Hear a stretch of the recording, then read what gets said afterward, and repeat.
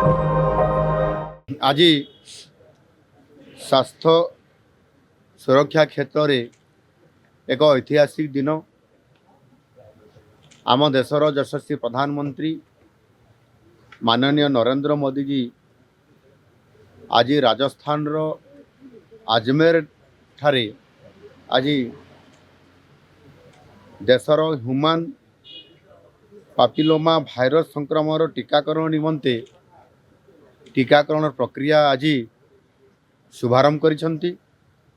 यही human पापिलोमा virus बा HPV निराकरण टीका आम देशर जो किशोरी बालिका मानकर स्वास्थ्य और भविष्यत सुरक्षा दिगरे ये निश्चित भाव में आगामी दिन पर गोटे वरिष्ठ पदक्षेप माननीय प्रधानमंत्री जी नहीं छंती।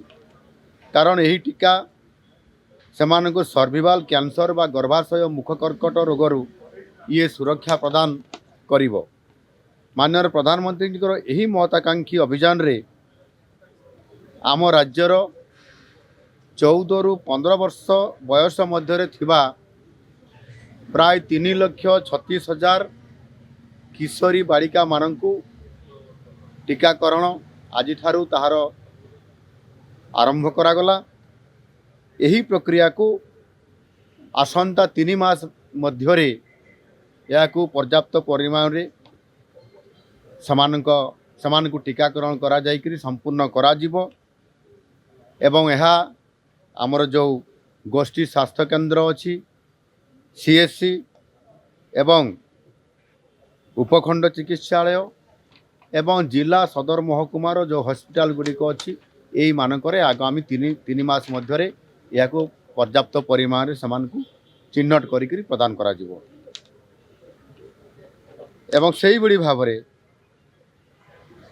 द्वितीय मासरे एटा प्रथम मासरे दिया जीवो। द्वितीय मासरे प्राथमिक स्वास्थ्य केन्द्र मानकरे अर्थात आउ टिके तलकु जाई जोटा आमर प्राथमिक स्वास्थ्य केन्द्र अच्छी सेठी समानकु दिया जीवो।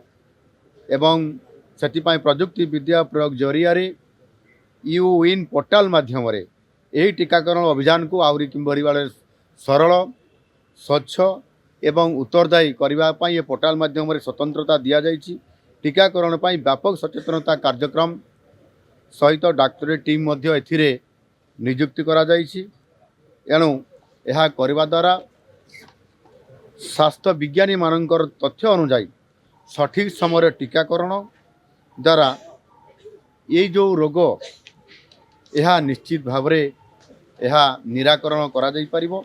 आ सेथिपाई आम देश निजर डाक्तरी वैज्ञानिक मानकर द्वारा जो वैक्सीन यह को आज बाहर करिसंती। निश्चित भाव में भारत वर्ष ये सुस्थ रहिबो आ आम ओडिशा मध्य से आधार रे ये सुस्थ रहिबा पई ये व्यापक कार्यक्रम हाथ को नहीं छंती। यह सहित आज मध्य आमे जो ओडिशा रे गत किछि दिन पूर्वरु 2टी फेज रे 2 चरण रे आमे जरूरीकालीन स्वास्थ्य सेवा व्यवस्था को सुदृढ़ करिया पई आमे एथिरे एम्बुलेंस सेवार लोकार्पण करिथिलु। एवं आज मध्य सेही भली भाबरे जो प्रथम एवं द्वितीय फेज रे समुदाय आमे सेथिरे 400टी 108 एम्बुलेंस र सेवा लोकार्पण करला परे जो रही जाइथिला हमर आउ 28टी एम्बुलेंस 108 एम्बुलेंस ताहा मध्य आज एठी कृषि भवन निकटरू ही ताहार आज आमे लोकार्पण करिछु। एवं यह द्वारा प्रत्येक अंचल रे जो मान को जरूरी सेवा जो रोगी मान को देवार आवश्यकता अच्छी आथिपाई आमे सेथिपाई या को आज जो धार्य रखिलु 428टी देवाई ताहा आमे दे सारिछु। यह संपूर्ण भाव में आम राज्यर निजस्व पांठिरु आमे ताकू प्रदान करिसंती।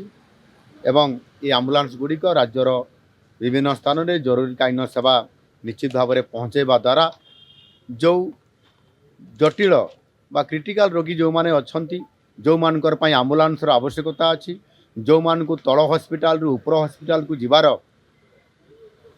कम समय भितर चिकित्सा देवार आवश्यकता अच्छी ताकू पूरण करने नुआ आम्बुलांस सेवा एवं से पर्याप्त आम्बुलांस सेवा आम जोगे देवा फल निश्चित भाव में ओडिशार रोगी मानू ये क्षेत्र में इमरजेंसी सेवा जोगे देवा क्षेत्र में बहुत बड़ भूमिका निर्वाह कर। धन्यवाद।